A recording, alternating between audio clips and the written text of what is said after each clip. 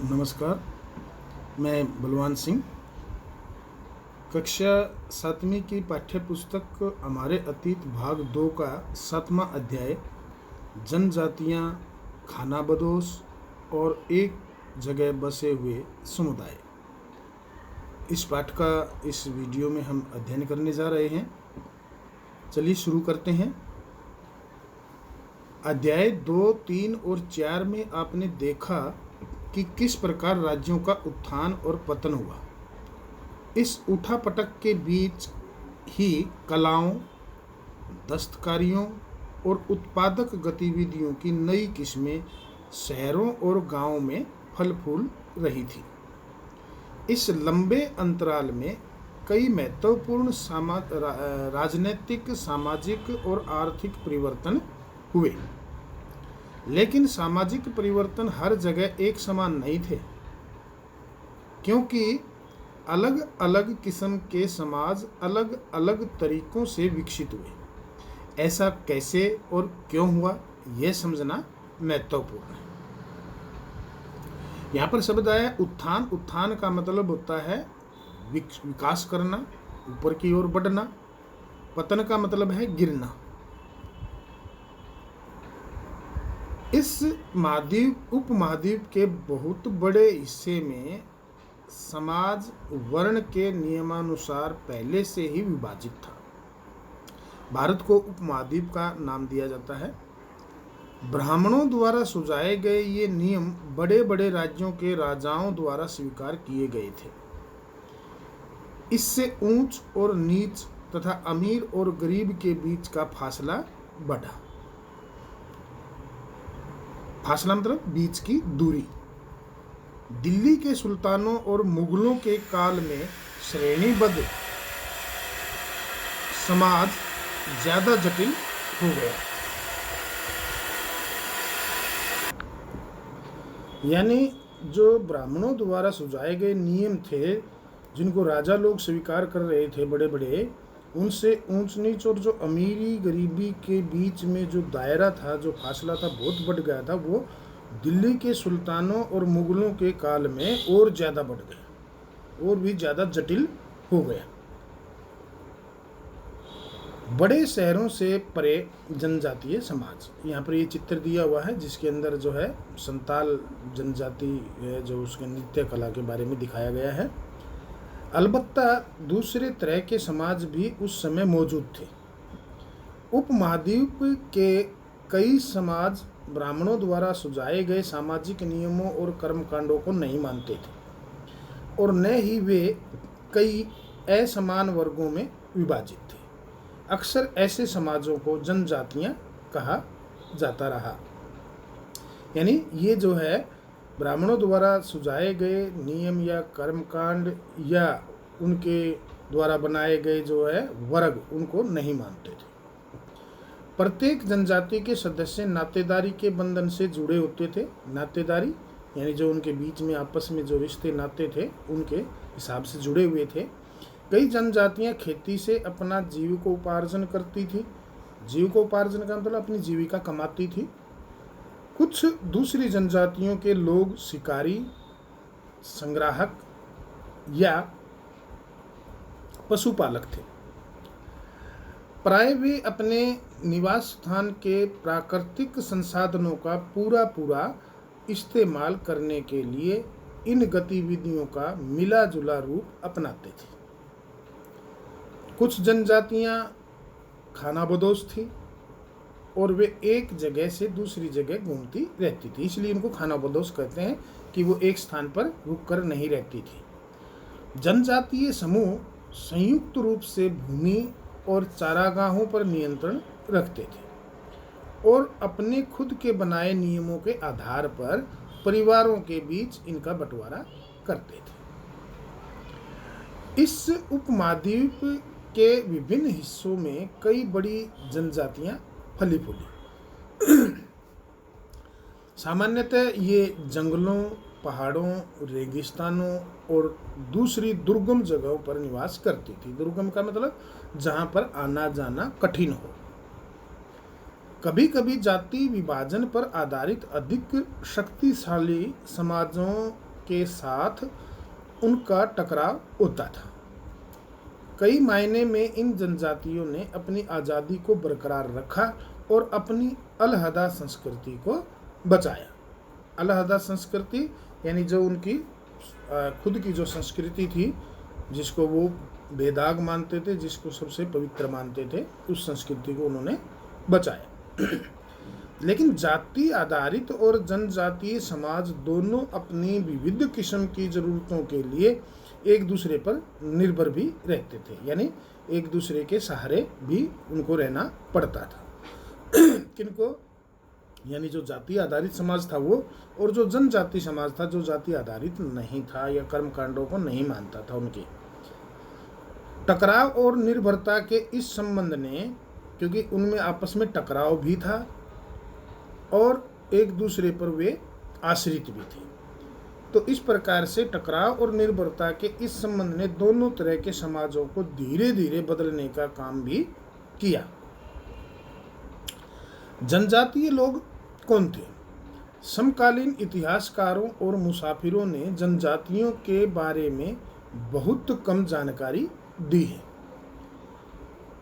कुछ समकालीन इतिहासकार मतलब जो उस समय के इतिहासकार थे, उस काल के, कुछ अपवादों को छोड़ दें तो जनजातीय लोग भी लिखित दस्तावेज नहीं रखते थे, लेकिन समृद्ध रीति रिवाजों और वाचिक या मौखिक परंपराओं का वे संरक्षण करते थे। ये परंपराएं हर नई पीढ़ी को विरासत में मिलती थी, यानी हम जो कुछ भी अगली पीढ़ी को सौंपते हैं उसको विरासत कहते हैं। जब जो आज है वो कल आने वाली पीढ़ी को हम सौंप देते हैं, दे देते हैं, तो उसको हम विरासत कहते हैं, यानी वो चीज़ विरासत में मिली है। आज के इतिहासकार जनजातियों का इतिहास लिखने के लिए इन वाचक परंपराओं को इस्तेमाल करने लगे, यानी जिनका वाचन हो, जिनको जो है पढ़कर बोलकर बताया जाता है। जनजातीय लोग भारत के लगभग हर क्षेत्र में पाए जाते थे। किसी भी एक जनजाति का इलाका और प्रभाव समय के साथ साथ बदलता रहता था। कुछ शक्तिशाली जनजातियों का बड़े इलाकों पर नियंत्रण था। पंजाब में खोखर जनजाति 13वीं और 14वीं सदी के दौरान बहुत प्रभावशाली थी। यहाँ बाद में गखर लोग ज़्यादा महत्वपूर्ण हो गए। उनके मुखिया कमाल खान गखर को बादशाह अकबर ने मनसबदार बनाया था। मुल्तान और सिंध में मुगलों द्वारा अधीन कर लिए जाने से पहले लंगाह और अरघुन लोगों का प्रभुत्व अत्यंत विस्तृत क्षेत्र पर था। लंगाह और अरघुन ये भी जनजाति समूह थे। उत्तर पश्चिम में एक और विशाल एवं शक्तिशाली जनजाति भी थी जिसका नाम था बलोच। ये लोग अलग अलग मुखियों वाले कई छोटे छोटे कुलों में बटे थे।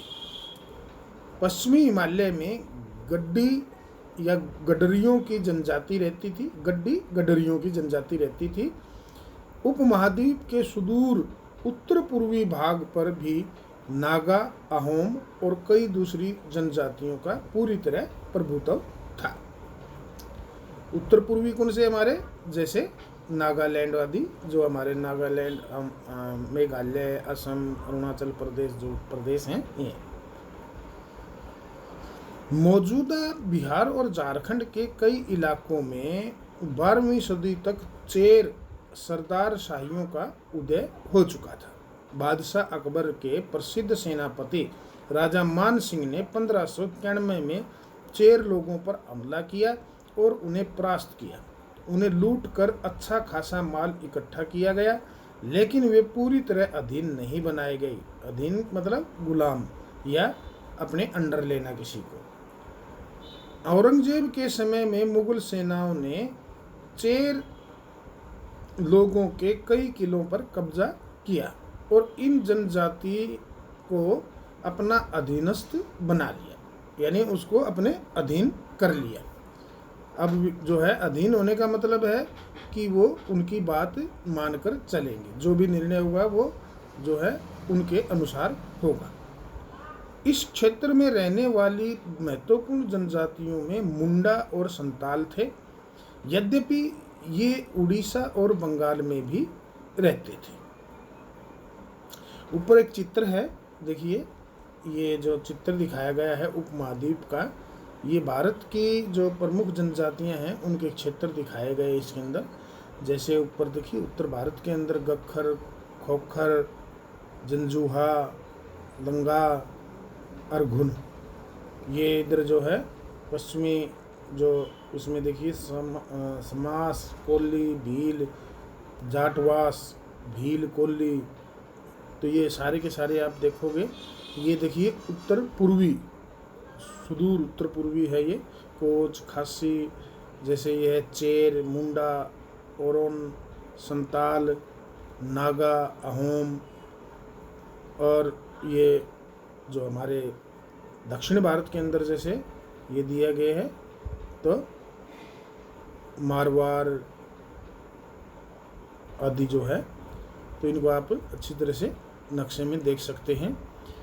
ये दिया है कि कुल परिवारों या घरों के एक ऐसे समूह को कुल कहते हैं जो एक ही पूर्वज की संतान होने का दावा करते हैं।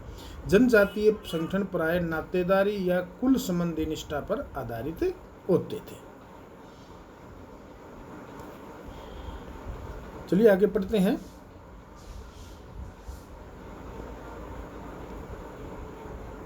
कर्नाटक और महाराष्ट्र की पहाड़ियाँ कोल्ली, बेराद तथा कई दूसरी जनजातियों के निवास स्थान थे। कर्नाटक और महाराष्ट्र की जो पहाड़ियाँ हैं, कोल्ली लोग गुजरात के कई इलाकों में भी रहते थे। कुछ और दक्षिण में कोरोगा, वेतर, मारवाड़ और दूसरी जनजातियों की विशाल आबादी थी, जैसा कि अभी नक्शे में आप देख सकते हो। भीलों की बड़ी जनजाति पश्चिम और मध्य भारत में फैली हुई थी। 16वीं सदी का अंत आते आते उनमें से कई एक जगह बसे हुए खेतीहर और यहाँ तक कि जमींदार बन चुके थे। तब भी भीलों के कई कुल शिकारी संग्राहक बने रहे। मौजूदा छत्तीसगढ़, मध्य प्रदेश, महाराष्ट्र और आंध्र प्रदेश में गोंड लोग बड़ी तादाद में फैले हुए थे। ये चित्र दिखाया गया है, जो ये चित्र है इसमें दिखाया कि रात में भील लोग हिरण का शिकार कर रहे हैं। रात्रि के समय इसका एक चित्र बनाया हुआ है। यहाँ पर जो चित्र बनाया हुआ है ये चित्र जो है ये आप देख रहे होंगे, ये वाला, इसके अंदर जो दिखाया हुआ है किस प्रकार से लोग जो है ऊँटों के जरिए जो है सामान को इधर उधर ले जा रहे हैं, संग्राहक के रूप में काम कर रहे हैं। देखिए इधर शिकार भी दिखाए गए हैं। खानाबदोश और घुमंतू लोग कैसे रहते थे? खानाबदोश चरवाहे अपने जानवरों के साथ दूर दूर तक घूमते थे। उनका जीवन दूध और अन्य पशुचारी उत्पादकों पर निर्भर था। वे खेतीहर गृहस्थों से अनाज, कपड़े, बर्तन और ऐसी ही चीजों के लिए ऊन, घी इत्यादि का विनिमय भी करते थे। विनिमय का मतलब है लेन देन करना, आदान प्रदान। कुछ खानाबदोश अपने जानवरों पर सामानों की ढुलाई का काम भी करते थे। एक जगह से दूसरे जगह आते जाते वे सामानों की खरीद फरोख्त करते थे। बंजारा लोग सबसे महत्वपूर्ण व्यापारी खानाबदोश थे। उनका कारवां टांडा कहलाता था। सुल्तान अलाउद्दीन खिलजी, जो तीसरे पाठ के अंदर हमने पढ़ा था, बाजारों का ही इस्तेमाल नगर के बाजारों तक अनाज की ढुलाई के लिए करते थे। बंजारों का यानी बंजारों के जरिए ही जो है वे अपने अनाज की ढुलाई करवाते थे। बंजारा भी एक जनजाति है। बादशाह जहांगीर ने अपने संस्मरणों में लिखा है, यादगारी में, संस्मरण जो याद होती है चीज़ें पुरानी, उनको लिखना, कि बंजारे विभिन्न इलाकों से अपने बैलों पर अनाज ले जाकर शहरों में बेचते थे। सैन्य अभियानों के दौरान वे मुगल सेना के लिए खाद्यान्नों की ढुलाई का काम करते थे। किसी भी विशाल सेना के लिए 1 लाख बैल अनाज ढोते थे उस समय। तो यहाँ पर जो ये चित्र दिखाया है ये घुमंतू खाना बदोश जो व्यापारी उनका ही दिखाया गया है। और इसमें जो है घुमंतू व्यापारियों की श्रृंखलाएं भारत को बाहरी दुनिया से जोड़ती थी। यहाँ मेवा इकट्ठा करके उसे ऊँटों पर लादा जा रहा है। मध्य एशिया के व्यापारी ऐसी वस्तुएं भारत लाते थे और बंजारे एवं अन्य व्यापारी उन्हें भारतीय स्थानीय बाजारों तक पहुंचाते थे। ये जैसे चित्र में दिखाया हुआ है।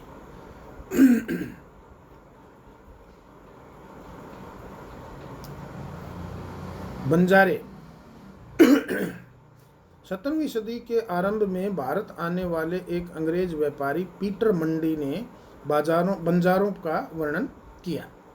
सुबह हमारी मुलाकात बंजारों की एक टांडा से हुई। टांडा का मतलब क्या होता है? तो अभी हमने ऊपर पढ़ा था, जो इनका जो कारवां होता है, यानी एक पूरी तरह से ये सामान को लेकर जो है एक समूह के अंदर चलते हैं, तो उसको कहते हैं टांडा, जिसमें 14,000 बैल थे।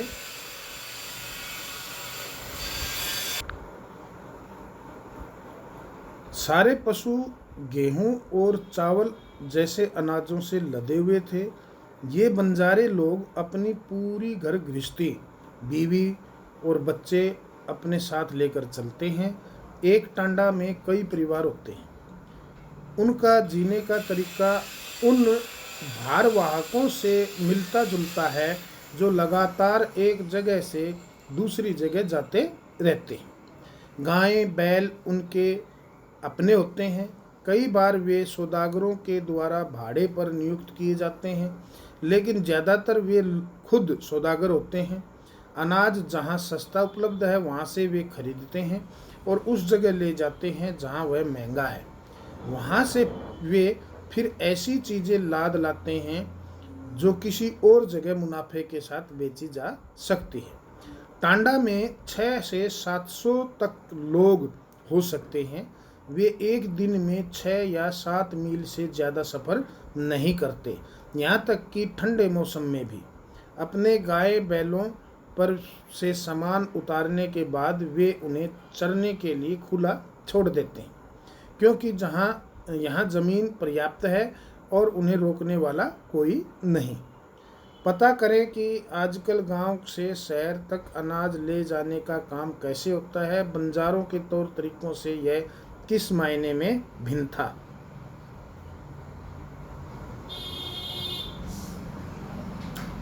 कई पशुचारी जनजातियां मवेशी और घोड़ों जैसे जानवरों को पालने पोसने और संपन्न लोगों के हाथ उन्हें बेचने का काम करती थी। छोटे मोटे फेरी वालों की विभिन्न जातियां भी एक गांव से दूसरे गांव में भ्रमण करती थी। ये लोग रस्सी, सरकंडे की चीज़ें, फूस की चटाई और मोटे बोरे जैसे माल बनाते और बेचते थे। कभी कभी भिक्षुक लोग भी घुमंतू सौदागरों का काम करते थे। नर्तकों, गायकों और अन्य तमाशबीनों की भी जातियां थी जो विभिन्न नगरों और गांवों में कमाई के लिए अपनी कला का प्रदर्शन करती थी। ये जो चित्र दिखाया हुआ है ये काश्य का यानी काशी का चित्र है। मगरमच्छ कुटिया कोंड जनजाति उड़ीसा के द्वारा जो है ये दिखाया गया चित्र है, बनाया हुआ है। बदलता समाज, नई जातियां और श्रेणियां। जैसे जैसे अर्थव्यवस्था यानी धन की व्यवस्था, अर्थ माने धन की व्यवस्था को अर्थव्यवस्था कहते हैं। जैसे जैसे अर्थव्यवस्था और समाज की जरूरतें बढ़ती गई, नए हुनर वाले लोगों की आवश्यकता पड़ी। वर्णों के भीतर छोटी छोटी जातियां उभरने लगी। उदाहरण के लिए ब्राह्मणों के बीच नई जातियां सामने आई। दूसरी ओर कई जनजातियों और सामाजिक समूहों को जाति विभाजित समाज में शामिल कर लिया गया और उन्हें जातियों का दर्जा दे दिया गया। विशेषज्ञता प्राप्त शिल्पियों जैसे सुनार, लोहार, बढ़ई और राजमिस्त्री को भी ब्राह्मणों द्वारा जातियों के रूप में मान्यता दे दी गई। वर्ण की बजाय जाति समाज के संगठन का अब आधार बन गई। पहले वर्ण था, अब जाति।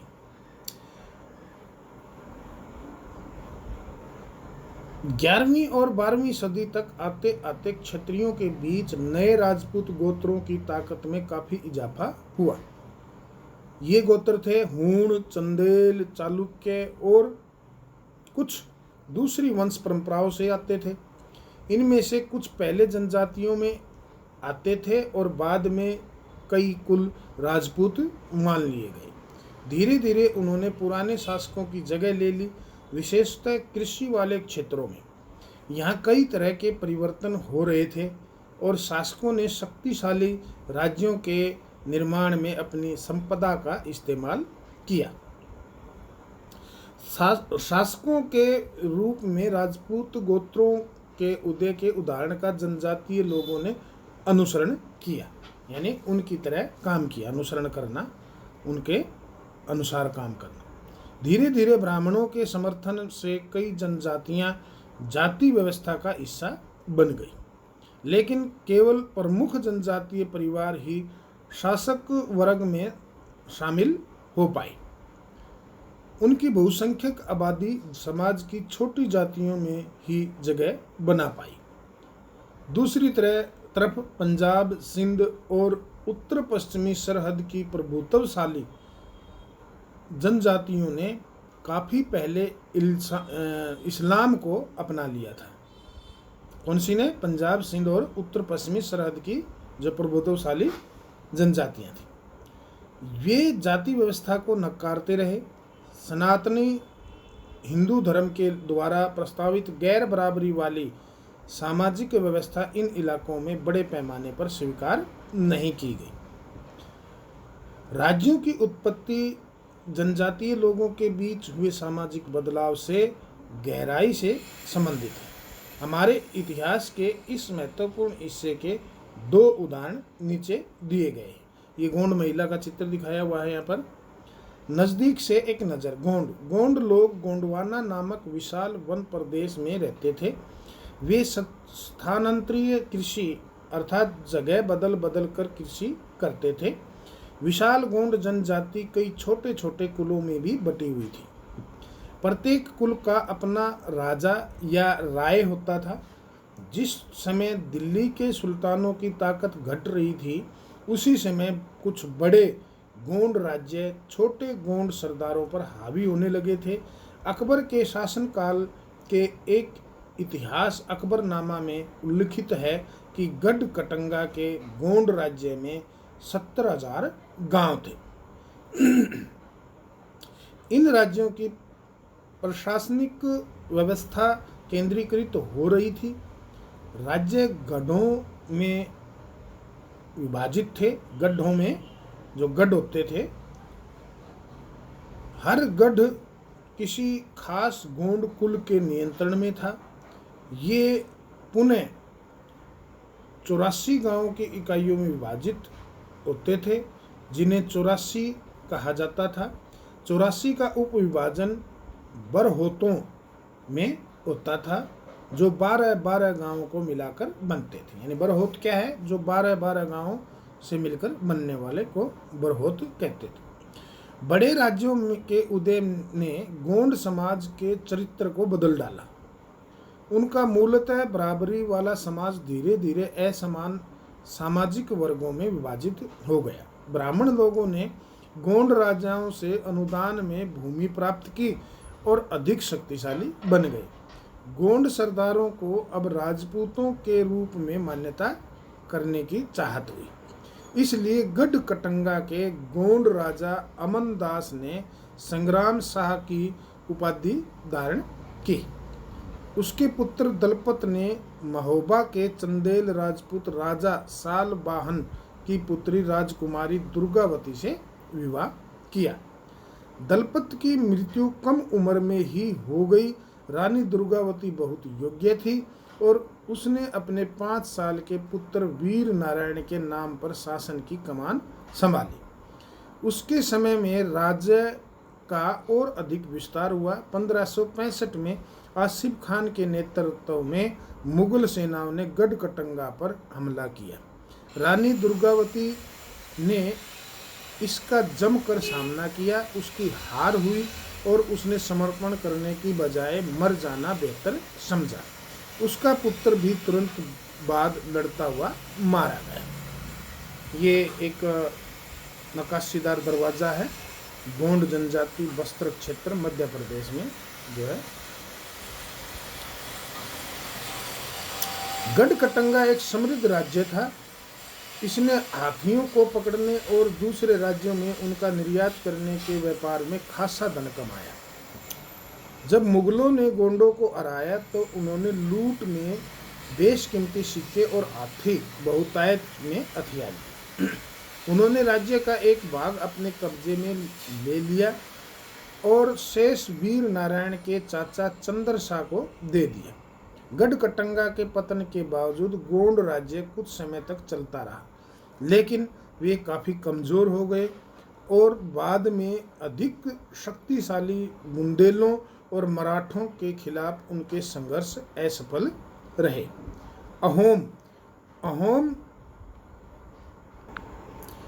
अहोम लोग मौजूदा म्यांमार से आकर 13वीं सदी में ब्रह्मपुत्र घाटी में आ बसे।